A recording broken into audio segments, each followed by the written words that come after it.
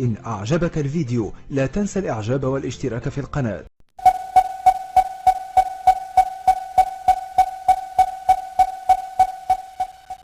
أفحسبتم أنما خلقناكم عبثا وأنكم إلينا لا ترجعون. Dr. ذاكر, we had Hamza from Malaysia asking about the splitting of the moon, and he wanted us to send a mission to the moon to find out.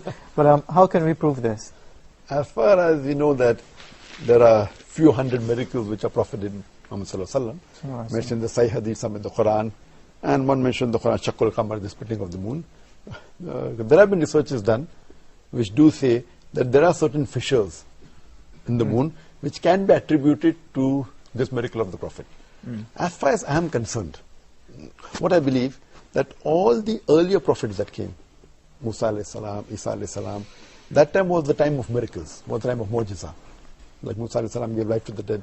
I mean, Isa alayhi salam gave life to the dead. He healed those born blind and lepers. Musa alayhi salam threw the stick, a staff, it became a snake. So that time was the age of miracles. Today is not the age of miracles. Then came the age of literature and poetry. And Quran is the best Arabic literature on the face of the earth. Today is the age of science and technology. What I prefer, that all these miracles, though they are mentioned in the Sahih Hadith, a Muslim never boasts of it.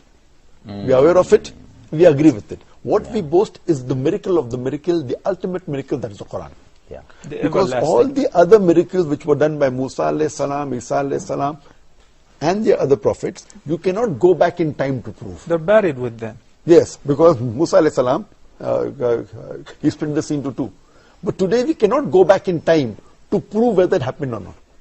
There can be signs, but we can't go back in time. Isa alayhi salam gave life to the dead. If I say that, give me proof. We can't go back 2000 years back and prove he gave life to the dead. Those were miracles that satisfied the people of that time. Because those were messengers which were meant for those people only. But Prophet Muhammad Sallallahu Alaihi Wasallam, he was not a messenger only sent for people of that time. All the earlier messengers were sent only for those people and for that time. And the message was supposed to be followed in totality till a particular time period. But because Prophet Muhammad Sallallahu Alaihi Wasallam, he was not sent only for the Muslims or the Arabs, he was sent for the whole of humanity. And his message was not only meant at that time, it was meant to be followed till eternity. Therefore Allah subhanahu wa ta'ala gave him a miracle, the glorious Quran, which can be proved, which could be proved that time, can be proved today, and can be proved inshallah even in future. So I normally don't pay so much importance on this. Though I do agree in the miracles of the Prophet, but when I have tried to convince a non-Muslim, I don't use them. They may be as a last resort, or just as an ancillary thing. What is Quran? So I say, okay, let's analyze today, if we put the test of science to the Quran. If we put the test of science to all the religious scriptures, all the religious scriptures fail the test except the Quran. True. SubhanAllah. So with the help of the Quran, for example, Big Bang I spoke earlier. Who could have mentioned that? You know, what we discovered recently. Yes. What I tell to an atheist, whenever atheist comes and says, I don't believe in God, I congratulate him. People say, why am I congratulating an atheist? The reason I'm congratulating him is because most of the other human beings, they are doing blind belief.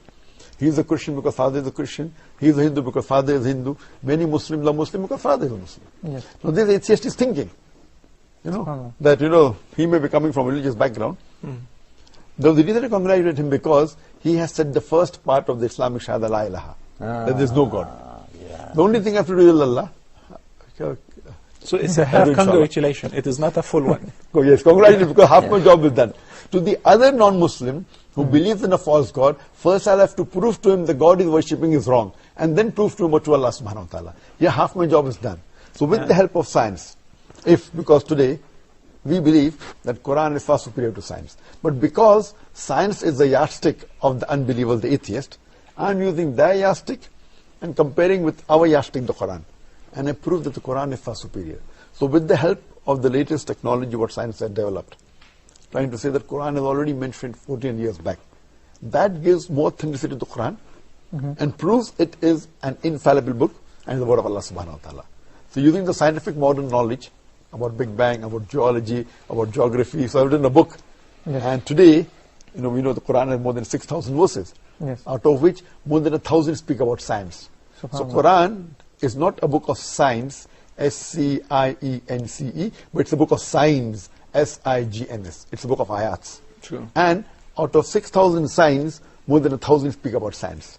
So SubhanAllah. this way, mashallah, if you hear my talk on Quran, modern science, Very interesting. we can prove to non-Muslim existence of Allah subhanahu wa ta'ala, as well as Quran is the miracle of miracles. So what we boast is about Muhammad sallallahu alaihi wasallam. That is the reason Allah says in Surah Ankabut chapter 29, verse 48, that we made the last and final messenger an ummi, so that the blabbers of vanity will not take an excuse that he wrote the book. SubhanAllah.